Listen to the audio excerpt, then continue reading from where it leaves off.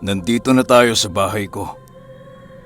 Wika ng tiyuhin ni Jovan at nagsindi ito ng sulo na nasa tapat ng pinto ng bahay. Tumambad kay Jovan ang isang bahay na gawa sa kawayan at binuksan ng tiyuhin niya ang pinto ng bahay at pagpasok niya, agad niyang iniikot ang kanyang paningin. Nakita niya ang ilang mga larawan na nakasabit sa dingding. Larawan yon ng dalawang bata na pareho ang itsura. At ilan dito ay ang mga larawan ng mga taong hindi pamilyar kay Jovan. Nilapitan siya ng tiyuhin niya at itinuro ang larawan ng dalawang tao na isang babae at isang lalaki. Sila ang lolo at lola mo. At itong litrato namin ng tatay mo noong bata pa kami. At ang bahay na ito ay ang dati naming tirahan. Simula nang mag-asawa ang tatay mo, naiwan na lang ako dito mag-isa. Kaya inalagaan ko ito ng maayos. Wika nito at agad niyaya si Jovan na pumasok sa isang silid. Tiyo, kaninong silid to? Tanong ni Jovan. Yan, silid yan ng tatay mo. Dito ka matutulog habang nandito ka. Kaya ilapag mo na yung mga gamit mo. Pagpaga mo na lang ang katre at medyo matagal nang hindi nagagamit Wika nito. At nang matapos magsalita ang tiyuhin niya, agad na din itong nagpunta sa kusina at nagluto. Nung maayos na ni Jovan ang kanyang mga gamit, ay agad na din siyang lumabas upang tulungan ang tiyuhin niya sa paghahanda ng makakain nila. At habang naghahanda, ay pinagmamasdan ni Jovan ang kanyang tiyuhin. Napapansin niyang halos pareho sila ng kanyang ama kapag kumilos, lalo na kapag naglalakad. Tandang-tanda ni Jovan ang kilos ng kanyang ama sa kadahilanang ito ang lagi niyang kasama noong bata siya. At habang nakamasid siya sa tiyuhin niya, ay napalingon naman ito sa kanya at napangiti. Oh, bakit ganyan ka naman makatingin sa akin, Jovan? Ngayon ka lang ba nakakita ng lalaking gumagawa sa kusina? Natatawang wika nito. Napangiti na lang si Jovan at naglagay ng mga plato sa lamesa. Maya-maya lang ay naghain na ang kanyang tiyuhin. Karne ng baboy ramo ang pagkain nila. Nung gabing yon ay nahuli nila ito habang papaakyat sila ng bundok. Habang kumakain ay sinabi sa kanya ng kanyang tiyuhin na kinabukasan ay magsisimula na ang kanilang pagsasanay. Napalunok naman si Jovan nang wala sa oras dahil alam niyang magiging mahirap ang mga pagsasanay na pagdadaanan niya. Gayunpaman, wala na siyang magagawa dahil tinanggap niya ang pamana sa kanya ng kanyang ama at alam niyang may tungkulin siya na dapat gampanan. Matapos kumain ay agad nang nagpahinga si Jovan sa silid ng kanyang ama.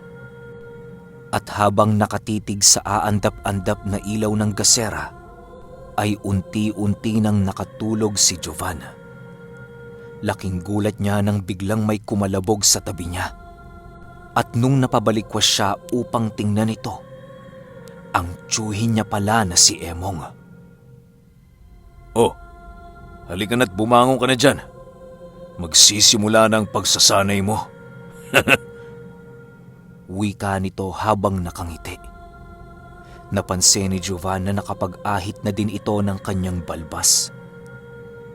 Ipinusod na din ito ang kanyang napakahabang buhok at napangiti naman si Jovan dahil talagang magkamukhang magkamuka ang kanyang tiyuhin at ang kanyang nasirang ama. Opo, tiyo. Susunod na po ako. Tugon ni Jovan at agad na din itong bumangon. Paglabas nito ay napanganga na lamang siya dahil sa ganda ng tanawin. Nasa tuktok sila ng isang bundok natanaw ang lahat sa kapatagan. Kitang-kita ni Jovan ang kagandahan ng luntiang gubat na natatamaan ng liwanag ng pagsikat ng araw. Hindi magkamayaw si Jovan at napapangiti ito habang iniikot ang tingin niya sa paligid. Nag-iisang bahay lang ang bahay na yon sa malawak na kapatagan sa tuktok ng bundok. Tiyo, ang ganda dito. Grabe, sobrang ganda ng tanawin.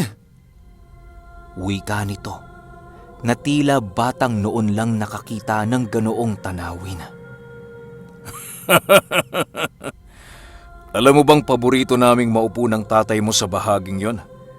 Halika, pumunta tayo doon. Wika nito, sabay turo sa isang malaking puno ng lamyo na nakatayo sa gilid ng bangin. Pagdating nila doon, ay kaagad na naupo si Emong sa isang nakalabas na ugat. Si Jovan naman ay napapatingala sa puno dahil sobrang laki talaga ng punong yon na halos hindi kayang yakapin ng 3 tao. Inikot niya ang puno at nakita niya ang pangalan ng kanyang ama at ng tiyuhin niya. Hanggang sa inaya siya ng tiyuhin niya na maupo sa tabi nito. Agad namang umupo si Jovan sa tabi ng tiyuhin niya at nagsimula ng magkwento itong si Emong. Jovan, alam mo ba ng iyong ama, ang pinakamabait na taong nakilala ko? Kahit pa noong bata kami, kapag may nangaaway sa amin, mas pinipili na lamang niyang umiwas dahil sa ayaw niya ng gulo.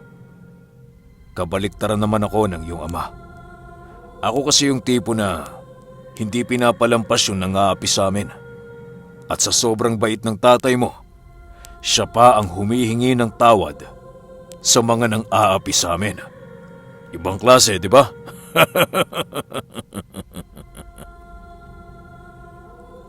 Wika nito, at napapansin ni Jovan na nangingilid-ngilid ang luha nito. At maya-maya pa'y tumayo ito at nagsalita ng, O siya, halika na. Magsasanay na tayo. Tuturuan muna kita ng tamang paghawak ng itak. Dahil ito ang pinakauna mong magiging panlaban kung sakali mang malagay ka sa alanganin. Wika ng tiyuhin ni Jovan at agad itong naghagis ng patpat. Ang unang aral mo ay ang postura kapag lumalaban ka gamit ang itak. Ngayon, sundan mo ang ginagawa ko. At sa tinagal-tagal ng pagsasanay na ginawa nila, ay naging mahusay si Jovan sa paghawak ng sandata. Ilang buwan din ang ginugol niya sa pag-aaral ng pangdepensa sa sarili at nang matutunan niya na ito, tsaka naman itinaas ng tiyuhin niya ang kanyang aralin sa paggamit ng kakayahang ipinagkaloob sa kanya. Jovan, alam ko matagal mo nang hinihintay na ituro ko sa iyo ang mga dasal at engkantasyon na nakapaloob dyan sa itim na tela ng tatay mo. Kaya hindi ko na pahabain pa ang paghihintay mo. Wika nito isang hapon, habang nagpapahinga sila mula sa isang buong araw ng pagsasanay. Pinagpahinga niya muna si Jovan noong gabing yon at habang nagpapahinga, iniisip ni Jovan kung para saan ba ang lahat ng ginagawa niya. Hanggang sa tuluyan na siyang makatulog. At ilang oras pa lamang siyang nakakatulog, ay bigla na lang siyang ginising ng tiyuhin niya. Jovan, gising. Jovan. Mahinang wika ng tiyuhin niya habang niyuyugyug siya nito. Ha? Bakit po, tiyo? Ano po bang nangyayari? Takang tanong nito sa tiyuhin habang papungas-pungas na bumabangon. Shh! Hinaan mo lang ang boses mo. May mga tao sa labas, Jovan. Pabulong na wika ng tiyuhin, sabay abot sa kanya ng isang kris. Agad namang tumayo si Jovan sa kanyang kinahihigaan at agad na sumilip sa bintana. Laking gulat niya dahil may nakita siyang isang tao na nakatayo sa labas ng bahay. Napalingon siya sa tiyuhin niya at nagtanong, "Tiyo, sino po sila? At ano po ang kailangan nila sa atin?" Tanong ni Jovan, at sinabi ng tiyuhin niya na siya ang pakay ng mga ito. Hindi sila pangkaraniwang tao, Jovan. Malamang kumalat na ang balita ng pagkamatay ng tatay mo. At naparito ang mga yan dahil sa itim na telang hawak mo. Tugon ng tiyuhin ni Jovan. Kinapa niya ang tela sa bulsa niya at nilabas ito. Inutos ng tiyuhin niya na itali niya ito ulit sa noo niya, at sa pagkakataong yun ay may ibinulong na dasal ang tiyuhin niya sa kanya. 3 katagalang ang dasal na yon, at ayon sa tiyuhin niya, ang 3 katagang yon ay ang susi sa mga dasal na nakapaloob sa panyo. Pero tiyo, hindi ko kabisado ang mga dasal sa panyo. Paano ko ito mapapagana? Tanong ni Jovan sa tiyuhin. Jovan, hindi mo kailangang kabisaduhin ang mga dasal dahil nakakapit na ito sa kaluluwa mo. Ang kailangan mo na lang ay palawakin ito gamit ang mga susi na ibinigay ko sa iyo. Usalin mo ito sa panahong kailangan mo at kusang gagana ang mga dasal sa panyo. Wika ng tiyuhin ni Jovan, at agad na din itong naglakad palabas ng silid at nagtungo sa may pintuan. Akmang bubuksan na sana niya ang pinto nang marinig niya ang isa sa mga taong nasa labas na nagsalita ng, "Emong! Alam ko na nandyan ka sa loob. Kaya kung ako sa'yo, isuko mo na lang yung pamangkin mo para wala nang dumanak na dugo." Wika nito. Napatingin naman si Emong kay Jovan at tumango naman si Jovan sa kadahilan ng alam niya kung anong ibig ipahiwatig ng tiyuhin niya sa tingin niyang yon. Agad na nitong binuksan ang pinto. Diyan ka lang sa likuran ko. Tandaan mo mga sinabi ko sa iyo tungkol sa dasal. Wika nito at agad na naglakad papunta sa kinaroroonan ng mga kalalakihan. Alam niyong hindi ko isusuko ang pamangking ko. Magkakamatayan tayo dahil hindi ko kailanman hahayaan na mapasakamay ninyo ang itim na panyo ng kapatid ko. Wika ni Emong at agad bumunot ng itak na nasa kanyang tagiliran. "Kung yan ang gusto mo, pagbibigyan ka namin, Emong. Pero wag mong sabihin na hindi ka namin binalaan, ha?" Tugon ng isa sa mga kalalakihan at agad na nagbigay ng utos para sugurin sina Jovan. Dali-dali namang binunot ni Jovan ang hawak niyang kris at sinalubong ang isa sa mga sumusugod sa kanila. Jovan! Mag-iingat ka! Sigaw ng tiyuhin niya sa kanya. At nung mga oras na yon napagtanto ni Jovan kung para saan ang pagsasanay na ibinigay sa kanya ng kanyang tiyuhin. Hindi rin siya makapaniwala sa kanyang sarili noong mga oras na yon dahil hindi niya akalain na magagawa niya ang pumatay ng kapwa niya. Napakarami ng mga sumasalakay sa kanila nung gabing yon at inakala ni Jovan na yun na din ang katapusan nilang dalawa ng tiyuhin niya. Halos buong gabi kasi silang nakikipaglaban, pero tila walang nararamdamang pagod si Jovan hanggang sa makita niyang papasikat na ang araw. Akmang susuguri na sana ni Jovan ang pinaka-leader ng mga sumasalakay, pero pinigilan siya ng tiyuhin niya. Wag na, Jovan. Aatras na din yung mga yan. Wala silang kapangyarihan sa lugar na ito kapag sumikat na ang araw. Wika nito habang sinasapo ang kanyang tiyan. Sugatan ang tiyuhin ni Jovan At agad namang napatingin si Jovan sa kalaban nila na noon ay papaalis na sa kanilang lugar. Hindi pa tayo tapos, Emong. Babalikan ka namin. Tandaan mo yan. Tumatawang wika nito at agad ding tumakbo. Dali-daling inakay ni Jovan ang tiyuhin niya papasok sa loob ng bahay at inihiga sa isang papag. Inutusan ni Emong si Jovan na kumuha ng mga halamang gamot na nasa paligid lang din ng bahay nila. Agad namang hinanap ni Jovan ang mga sinabing halaman ng tiyuhin niya at inihanda ito. Tinuro din ni Emong kay Jovan kung paano gumawa ng gamot gamit ang mga dahon.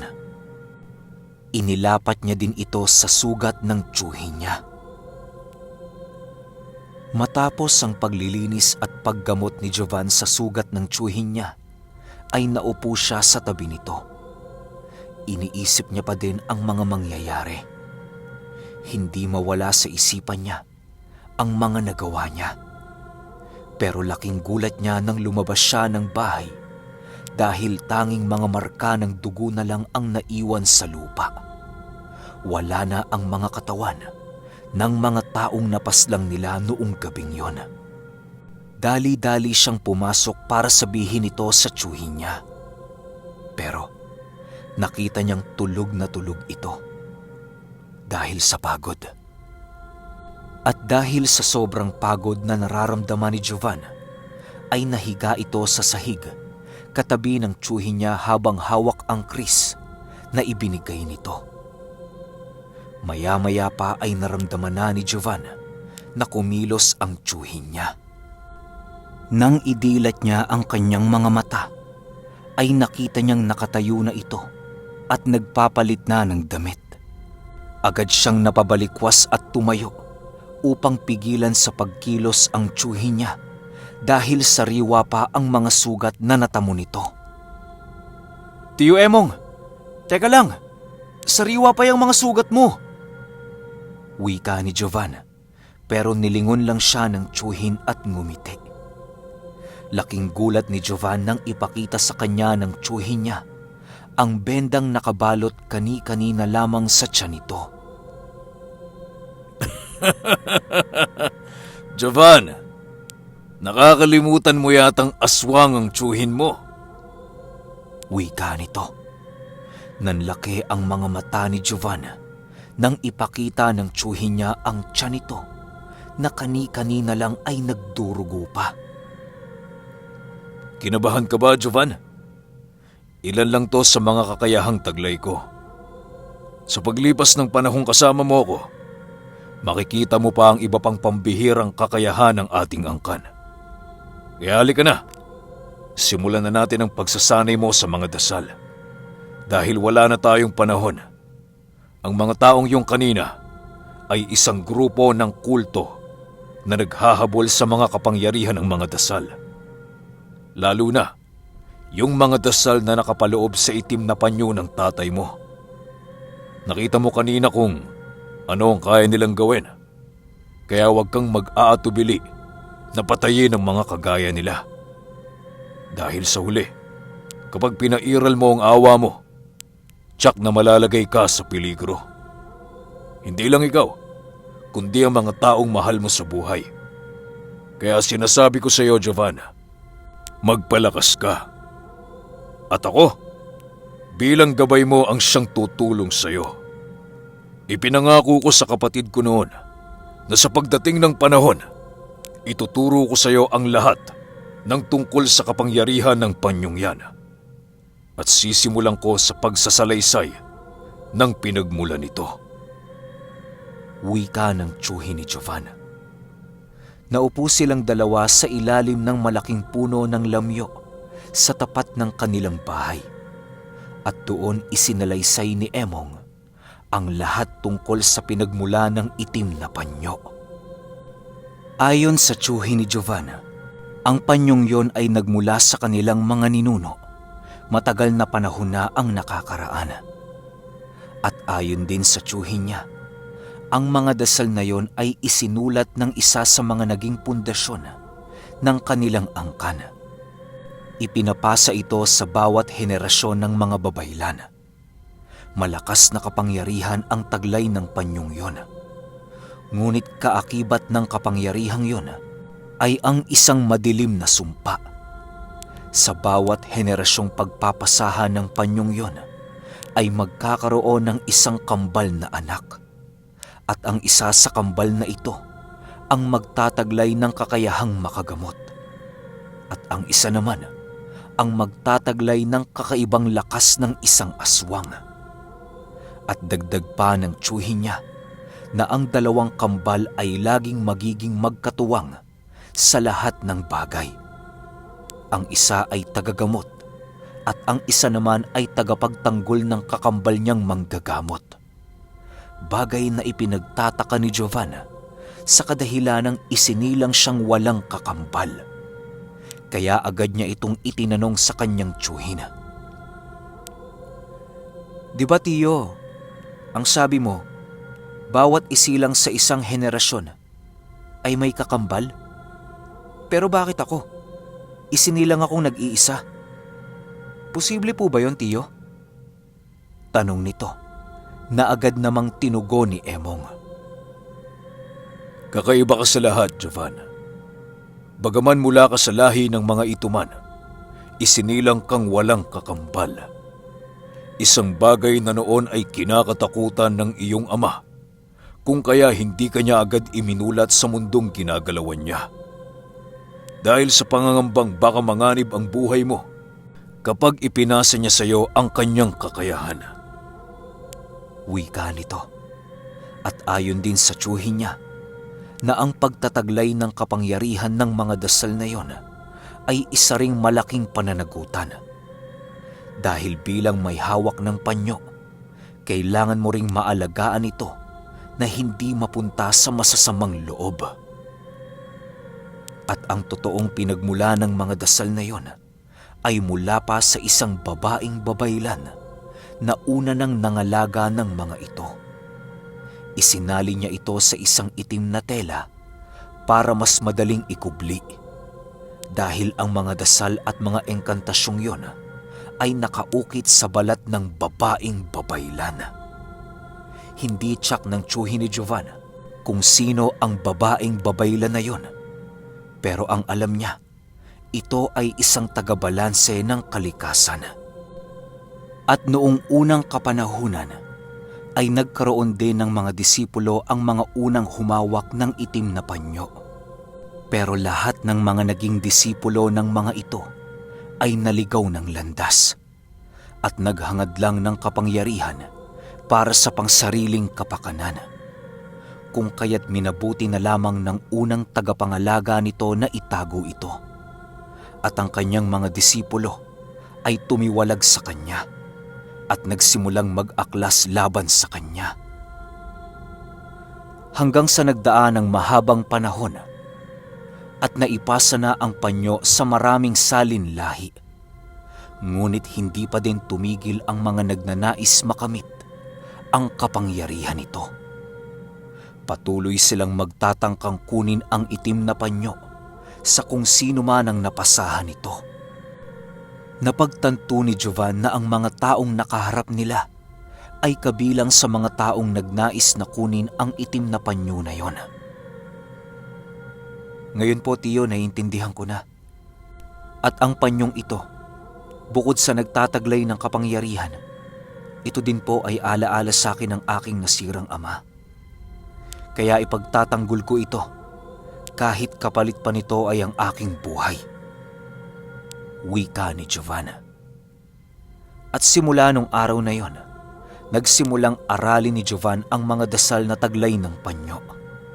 At sa bawat antas na pinag-aaralan niya, ay nararamdaman niya ang paglakas niya at ng tiyuhin niya. Ayon kay Emong, na ipinagtatanggol din ng panyo ang tagapangalaga nito. Isang bagay na pinasasalamatan ni Giovan sa kadahilan ng alam niya sa sarili niya na kahit na anong panganib ang harapin niya sa hinaharap, ay alam niyang may laban siya Sa tulong na din ng tiyuhin niya, ay nagawa niyang palakasin ang kanyang sarili. At nagagamit na din niya ang mga dasal sa panyo, lalo na sa panggagamot. Matapos ang pagsasanay niya sa bahay ng tiyuhin niya, ay agad na silang nagbalik sa bahay ni Jovan. Sa pagkakataong yon, dalawa na sila ng tiyuhin niya ang magkatuwang sa gawaing ipinamana sa kanya ng kanyang ama. Okay, hatiin ko na lang kasi parang nakakabitin kung iisang buo ko tapos sobrang tagal ko mag-upload. Yung part 3 isunod kaagad natin. Yun lang. Salamat.